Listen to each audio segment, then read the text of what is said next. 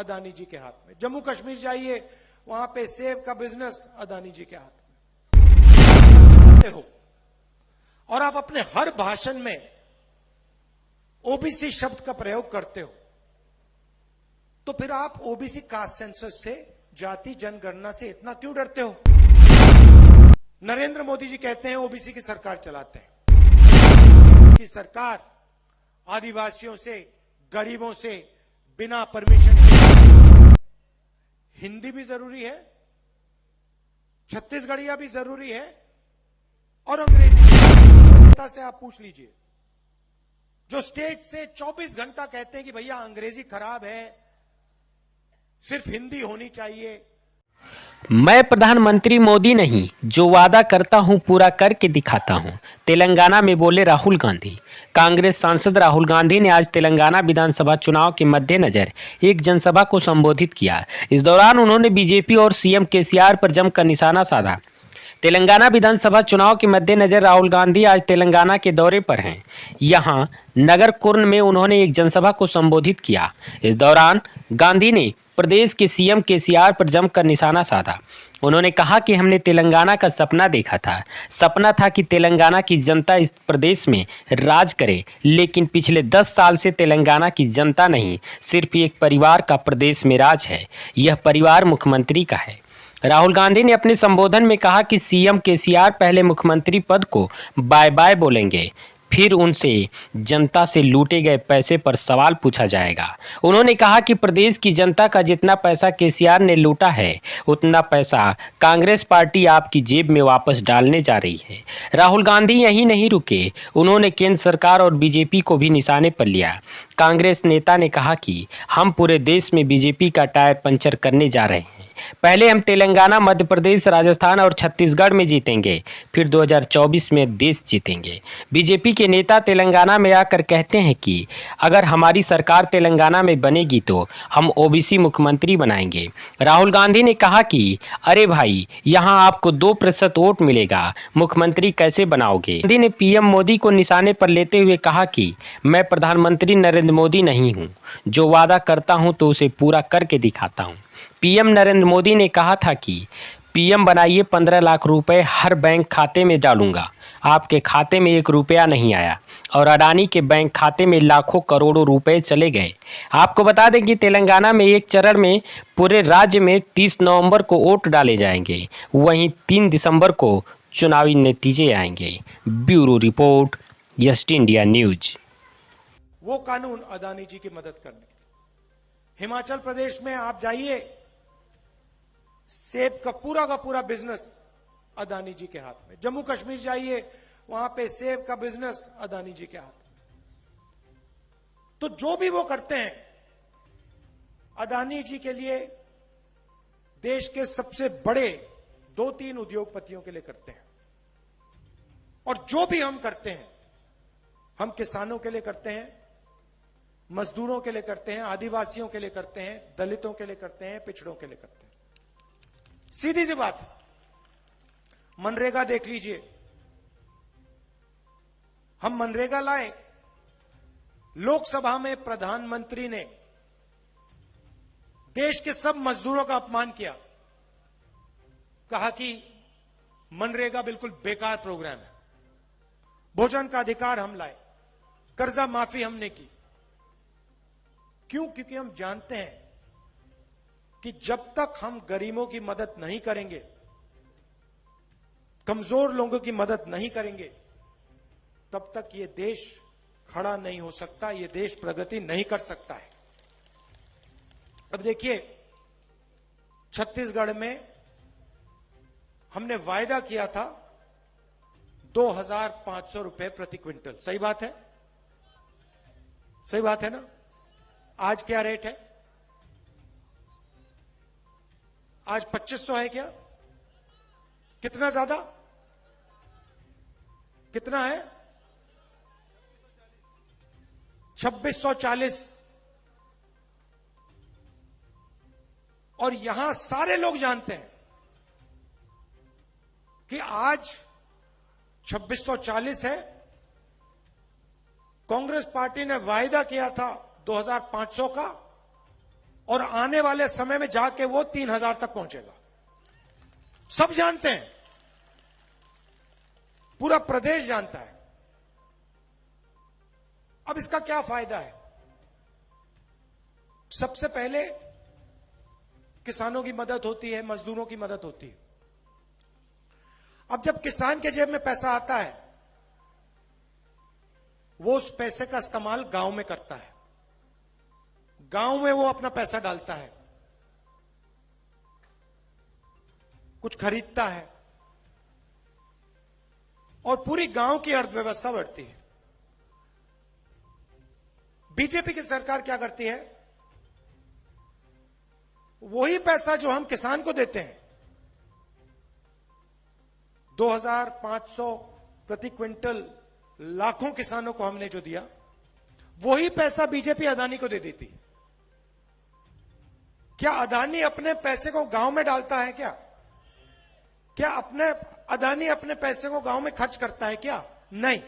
अदानी आपका पैसा उठा के विदेश में, लंदन में, अमेरिका में अपना पैसा खर्च करता है, बड़ा मकान खरीदता है, बड़ी बड़ी कंपनियां खरीदता है। तो हम जो काम करते हैं आपकी अर्थव्यवस्था को चलाने के लिए करते हैं, आपकी मदद करने के लिए करते हैं। बिजली बिल हमने हाफ क्यों किया? बिजली बिल हमने हाफ किया, आपके जेब में पैसा आया, वही पैसा जो आपने बचाया उसको आपने खर्च किया। कहां खर्च किया? गांव में खर्च किया, गांव की अर्थव्यवस्था बढ़ी। छोटे छोटे शहरों में खर्च किया, छोटे शहरों की अर्थव्यवस्था बढ़ी। तो ये हमारी सोच है। अब देखिए, बीजेपी ने एक नई चीज चलाई है। बीजेपी के लोग कहते हैं, नरेंद्र मोदी जी कहते हैं, जहां भी जाते हैं, कि हम पिछड़ों की सरकार चलाते हैं, हम ओबीसी की सरकार चलाते हैं। अच्छा, तो अगर आप ओबीसी की सरकार चलाते हो और आप अपने हर भाषण में ओबीसी शब्द का प्रयोग करते हो, तो फिर आप ओबीसी कास्ट सेंसस से, जाति जनगणना से इतना क्यों डरते हो? अपने भाषणों में जाति जनगणना शब्द का प्रयोग क्यों नहीं करते हो? और जो हमने आंकड़े निकाले थे जब हमारी सरकार थी दिल्ली में, उनको आप रिलीज क्यों नहीं करते? क्योंकि आप जानते हो कि आज के हिंदुस्तान में जितनी भागीदारी ओबीसी वर्ग की होनी चाहिए, नहीं है। यह सच्चाई आप जानते हो, और इस सच्चाई को आप देश के ओबीसी युवाओं को नहीं बताना चाहते, उनसे आप यह सच्चाई छुपाना चाहते हो। भाइयों और बहनों, पार्लियामेंट में मैंने भाषण दिया, जाति जनगणना का भाषण था, तो मैंने आंकड़े निकाले। मैं आपको एक उदाहरण देना चाहता हूं। नरेंद्र मोदी जी कहते हैं ओबीसी की सरकार चलाते हैं। यह आंकड़ा आप सुन लीजिए, और देश के सब ओबीसी युवाओं को यह सुनना चाहिए, क्योंकि आपके भविष्य की बात, आपके रोजगार की बात हो रही है। तो जो भी ओबीसी वर्ग के लोग हैं, आप अच्छी तरह सुनिए। मैंने ये पार्लियामेंट में सवाल पूछा था, आंकड़ा रखा था, बीजेपी के लोग चुप हो गए, एक शब्द नहीं बोल पाए। वही लोग जो ओबीसी की सरकार चलाते हैं। भाइयों और बहनों, हिंदुस्तान की सरकार को 90 अफसर चलाते हैं। आप गलतफहमी में मत होइए। लोकसभा के एमपी, राज्यसभा के एमपी सरकार को नहीं चलाते हैं। हिंदुस्तान सरकार में 90 आईएएस ऑफिसर्स हैं, जिनको secretary to government of India कहा जाता है, कैबिनेट सेक्रेटरी कहा जाता है। ये सरकार को असलियत में चलाते हैं। सारे के सारे निर्णय ये लेते हैं। मनरेगा में कितना पैसा जाएगा, सेना को कितना पैसा मिलेगा, वायुसेना को क्या मिलेगा, भोजन के अधिकार में क्या जाएगा, पूरा का पूरा पैसा, सारे से सारे निर्णय ये लेते हैं। 90 लोग हैं। अब मैं आपसे पूछना चाहता हूं, इन 90 लोगों में से जो हिंदुस्तान की सरकार को चलाते हैं, रीढ़ की हड्डी जो है, सारे के सारे निर्णय लेते हैं, इन 90 लोगों में से पिछड़े वर्ग के कितने लोग हैं? भाई और बहनों, 3। 90 में से सिर्फ 3 लोग ओबीसी वर्ग के हैं। हिंदुस्तान का बजट तकरीबन 45 लाख करोड़ रुपए का है। 45 लाख करोड़ रुपए का है। उसमें से ये 3 अफसर सिर्फ 5% बजट पर निर्णय लेते हैं। अब मेरा सवाल है, क्या हिंदुस्तान में ओबीसी की आबादी सिर्फ 5% है? जहां भी जाते हैं हम, पिछड़े लोग मिलते हैं, ओबीसी लोग मिलते हैं, हर प्रदेश में मिलते हैं, देश की रीढ़ की हड्डी हैं, अलग अलग काम करते हैं। 5% हो ही नहीं सकते, सवाल ही नहीं उठता। कम से कम 50-55% ओबीसी वर्ग है हिंदुस्तान में। मगर यह सच्चाई नरेंद्र मोदी जी आपको नहीं बताना चाहते।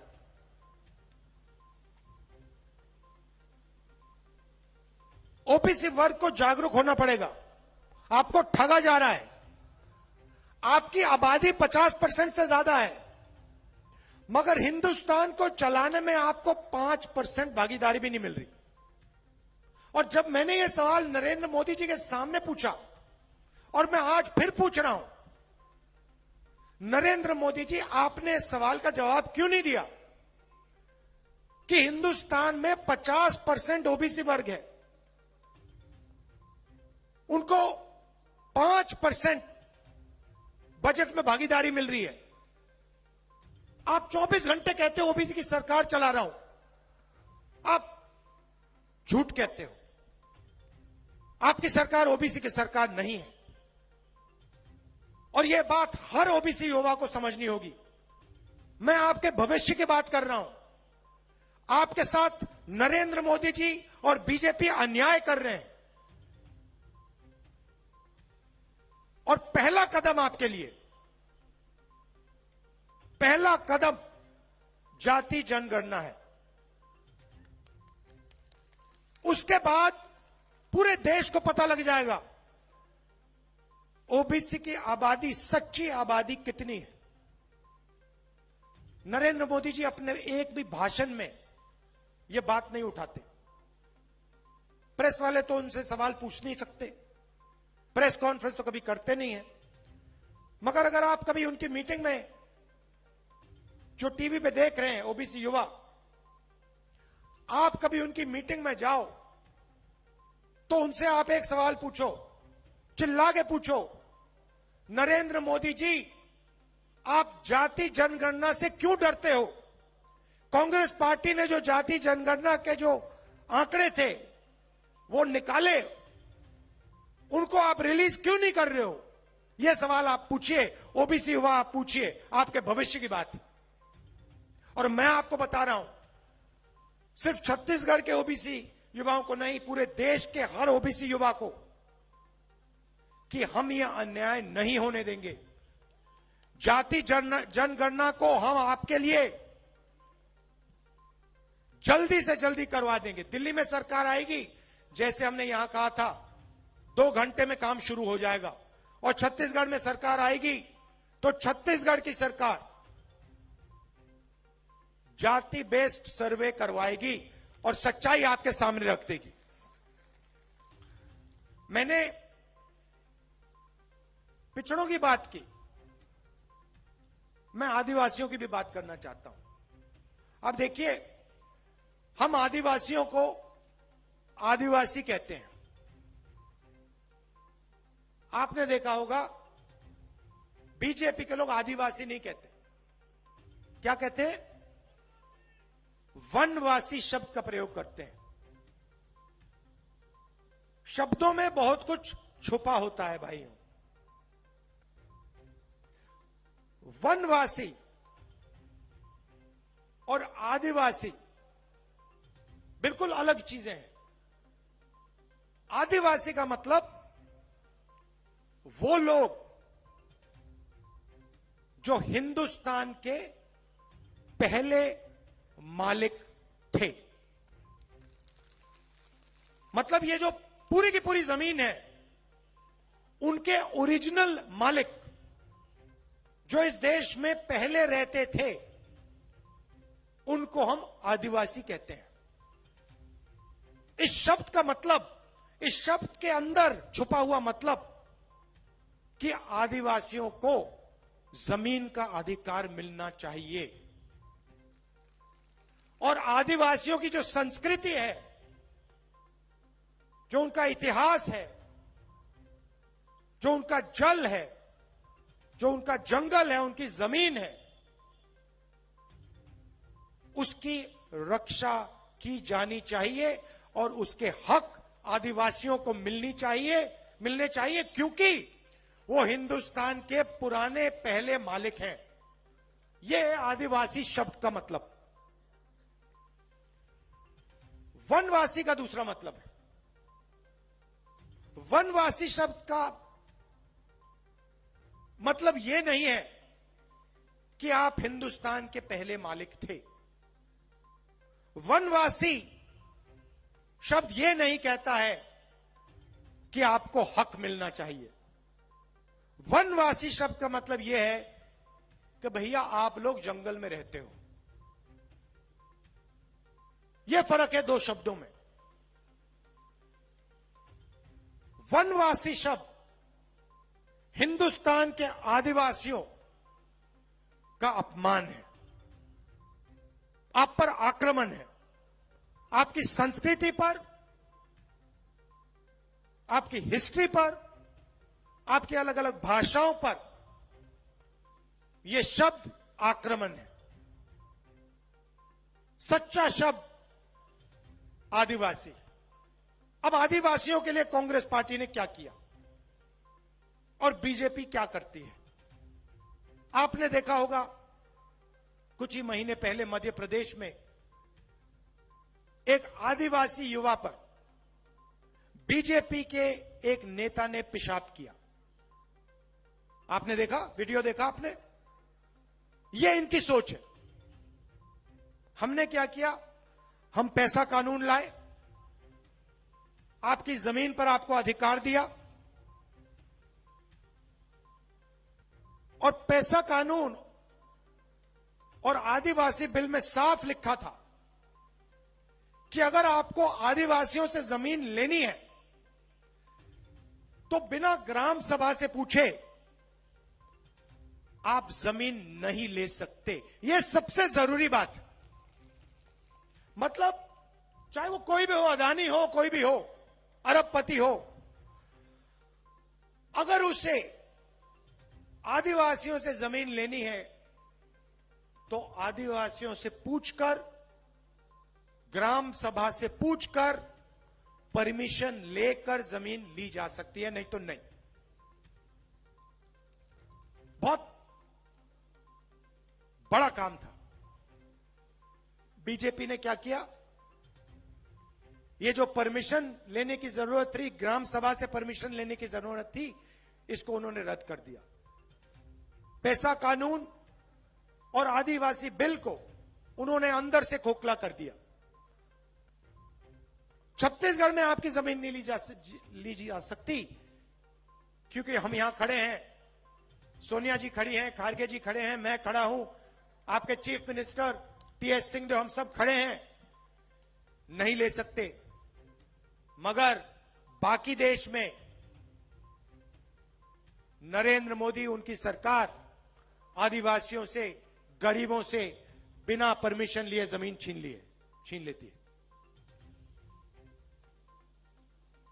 अब देखिए हम आपके लिए क्या करने जा रहे हैं। पहले तेंदुपत्ता की बोरी 2,500 रुपए में